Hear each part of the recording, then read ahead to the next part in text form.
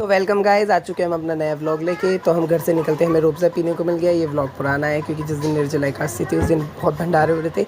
फिर हम बस के लिए निकल गए। बस का वेट करते हमने बस का इंतज़ार किया। फिर बस नहीं आई, फिर हम खड़े रहे। फिर बस आने वाली थी क्योंकि बस नहीं आएगी तो हम जाएंगे नहीं। फिर हम बस में बैठे, टिकट लिया, एक फ्री वाला लिया, एक 20 रुपये का लिया। फिर इतनी गर्मी लग रही थी बस के अंदर भी, बट लेकिन एसी चल रहा था तो फ्री का एसी तो वैसे ही अच्छा लगता है। बट मेरी तो टिकट लगी थी। उतरते ही हमने रिक्शा लिया क्योंकि रिक्शा भी कंफर्म करना पड़ता है। रिक्शे वाले भैया ने 15 रुपये बोले, बट मैंने उसके 20 कहा कि भैया थोड़े कम कर लो। तो 2 जनों के हमने उनसे पैसे कम कराए क्योंकि हम 2 जने थे। फिर मैं और मम्मी बैठ गए। फिर मुझे याद आया, अरे पिछली बार तो मैं इसी रिक्शे में गया था। मैंने दोबारा फ़ोन उठाया और यही बात बताई कि मैं पिछली बार इसी रिक्शे में गया था। मैंने ये चीज़ उन भैया को भी बोली कि भाई जब भी मैं सदर आता हूँ मैं आपके रिक्शे में ही बैठ के जाता हूँ। पता नहीं क्यों भैया ही मिलता है मुझे। फिर हम सदर उतरे। गाइस इतना सस्ता सामान मिलता है ना। मैंने फिर मम्मी ने ये बैंगल्स अपने लिए पसंद करे। पसंद तो आ रहे थे बट उन्होंने रेट बहुत ज़्यादा बताया तो हमने छोड़ दिए। फिर मम्मी ने अपने लिए बिंदी का पत्ता लिया।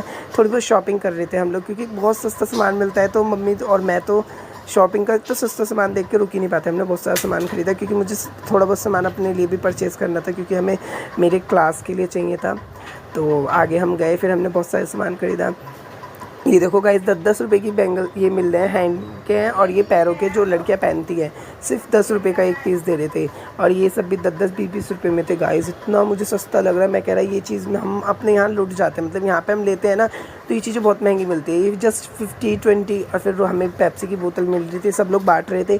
तो जिनकी शॉप से हमने सामान लिया था उन्होंने हमें पेप्सी की बोतल दी थी और इतने भंडारे हो रहे थे, हमारे तो पैसे ही बच गए। हमने कोल्ड ड्रिंक खाना सब फ्री में मिला उस दिन। तो फिर गर्मी लग रही थी, हम चले जा रहे थे। मैं इतना थक गया था, मम्मी को मैं कह रहा मम्मी थकान हो रही है आज। फिर मैंने मम्मी से पन्नी एक्सचेंज करी क्योंकि मम्मी कह रही थी इतनी सारी पन्नियाँ कर रखी है, एक ही में कर ले सामान।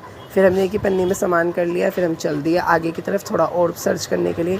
फिर यहाँ पे भंडारा हो रहा था, मैंने मम्मी को फिर भेज दिया। मैंने कहा मम्मी जाओ एक और लेके आओ। फिर हमने एक और पेप्सी की बोतल ली। हमारा सामान देख सकते हो। शॉपिंग नहीं रुकनी चाहिए, शॉपिंग हमने पूरी करी और इस टाइम मार्केट भी खाली थी, ज़्यादा भीड़ नहीं थी तो मज़ा आ रहा था शॉपिंग करने में।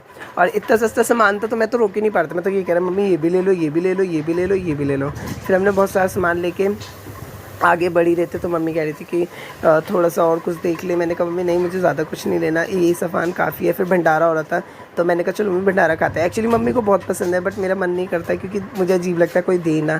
फिर हमने भंडारा खा के फिर हम निकल गए घर के लिए। हम रिक्शे में बैठे, फिर हवा चलने लगी थी अच्छी क्योंकि मौसम सही हो गया था शाम तक।